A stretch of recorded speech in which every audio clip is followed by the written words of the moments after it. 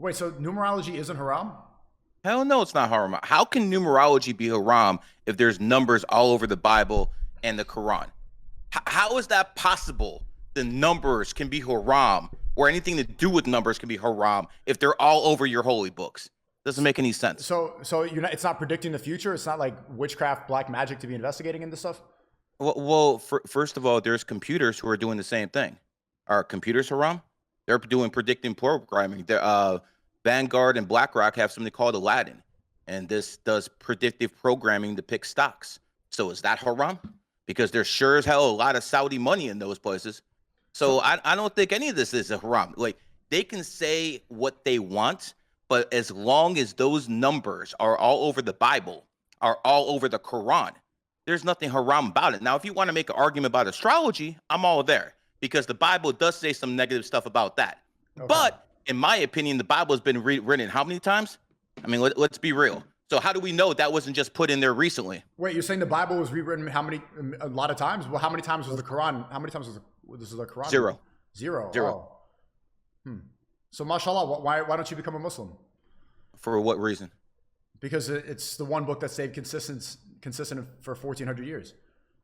Yes, that is one book who stayed consistent, but what does that matter with consistency? That is the one true monotheistic religion. Let me ask you something. Ask me something. Sneako, I don't drink. I don't eat pork. There's plenty of Muslims out there who say they love Allah, and then they go drink. Plenty of them in Dubai, and then they go eat pork. Plenty of them in Russia, and then they'll go pray to Allah. I don't have to pray to any God, but I will follow its laws because the laws are common sense. Does that make sense to you, my man? But what's wrong with prayer? Well, why would I willingly give away my energy? For what reason? You're not giving away your energy. Prayer makes you stronger. Yes, you are. Yes, prayer, you are. See, angels energizes you.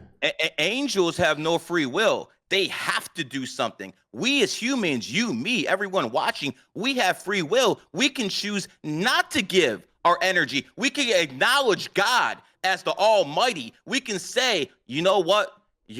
I'm not going to say I'm ever going to be a God. I'm not one of those people. I'm not going to be an atheist, not say you don't exist. I will say you're the Almighty. I will follow your laws, but that does not mean I have to submit. Submitting is kind of for women, isn't it? Well, submitting to the one creator is our duty. It has nothing to do with gender. That might be your duty. That ain't mine. My duty is to protect my family. And that's another thing I have a problem with the religious people. How dare you put some God you don't have a real relationship with, one who answers your prayers when he wants to or she wants to, but your family's there 24/7. So any religious person, you pray for your family too. Any religious person for your family. Well, I don't pray to God for my family. I manifest stuff. Manifest. Okay, that's kind of where you talk about femininity. That's a very feminine word to use. A manifestation. You know, if it was feminine, it wouldn't have the word man in it, my friend.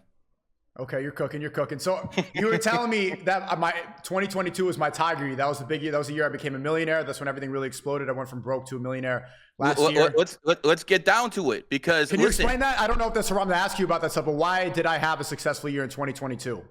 Because when you were born, you were imprinted with energy, and based off certain astrology aspects, once every 12 years, that energy becomes supreme again. So basically, you, born 1998, the year of the tiger, came up in 2022, the year of the tiger. I didn't know who you were before then. Neither did a lot of people. But the fact of the matter is you blew up. Now, if that was just one example, wouldn't mean anything. Your boy, Mr. Beast, born 1998, again, tiger year, he got $1 billion evaluation. But we don't just want the young kids. Let's see some real examples. Tom Cruise, born 1962, the year of the tiger, had the first Top Gun movie come out, 1986, the year of the tiger, and then he came out again, 2022, the year of the tiger. He was the highest paid actor in Hollywood that year.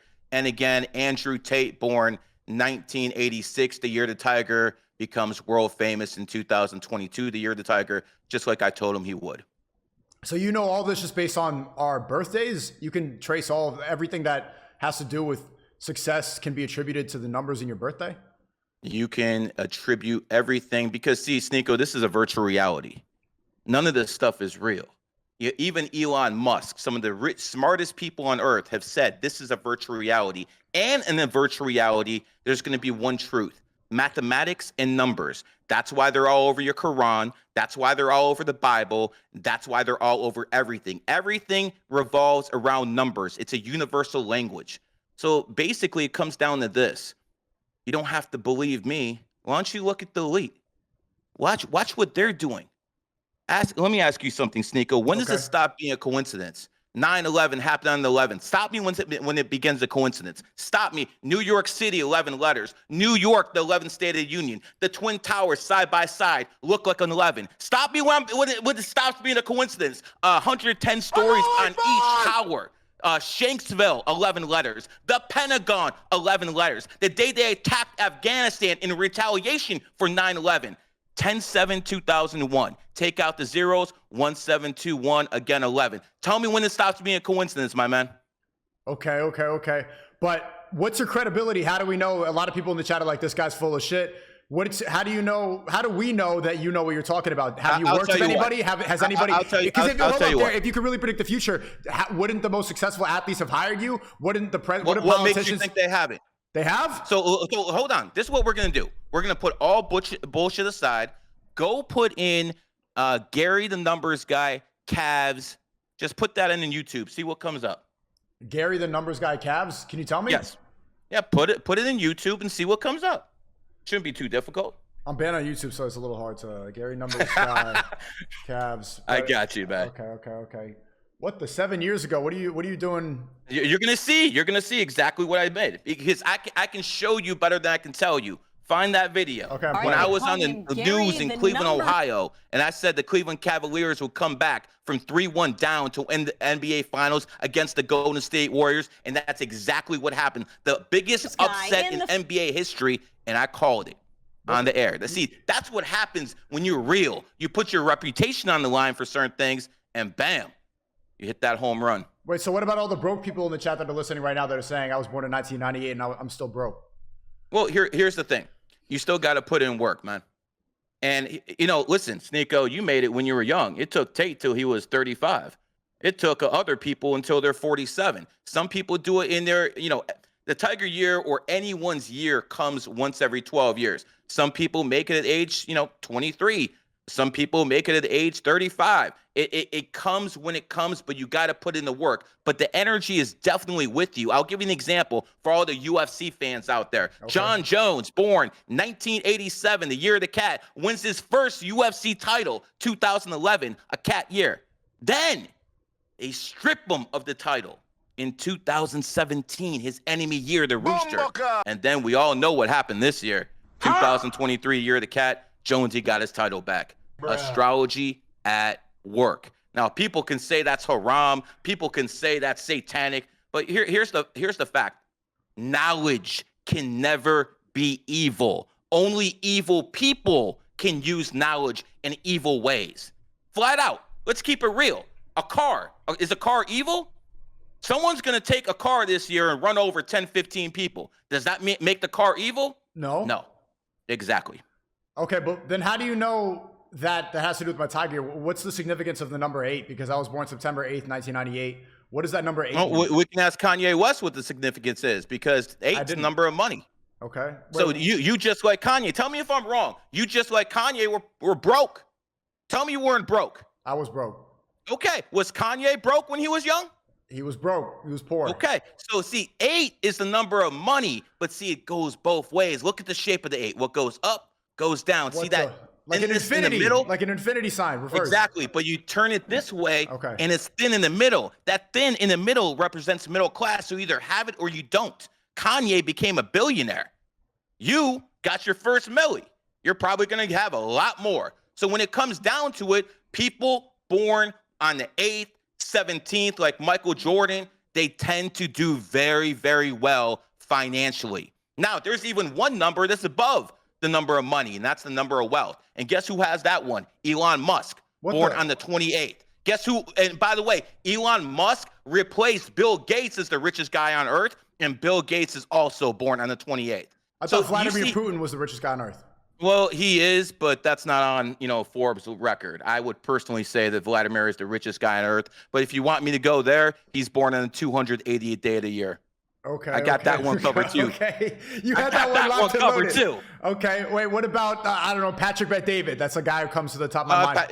A perfect example. Patrick Bet David is born 10/27/1978. He is an 8 Lifepath. He grew up broke as hell, came to America, and made 300 million. Again, just like you, just like the Kanye, money up and down, and they have it because 8 is the number of money. Don't believe me. You don't have to believe me. Don't be freaking lazy. Go out there and do your research. Ask yourself why the Chinese started Olympic Games on 8/8/2008 at exactly 8:08 p.m. They went from the 15th biggest economy in the world to the 2nd within a few years.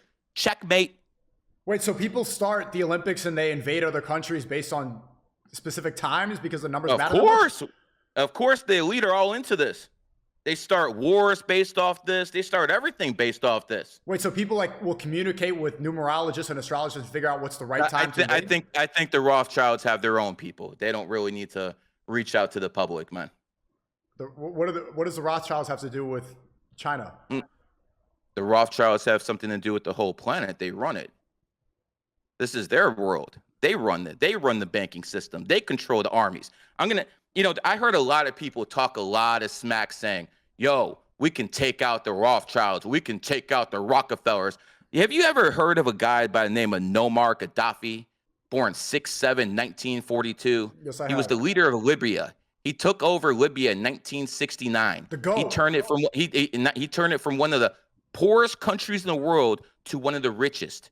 In 2011, he had a standing army of about 50,000 well-trained troops. He had weapons. He had $500 billion at his disposal, and NATO took him out in 9 months. So I ask yourself, what the fuck are you or any of us going to do about the Rothschilds? Not a damn thing.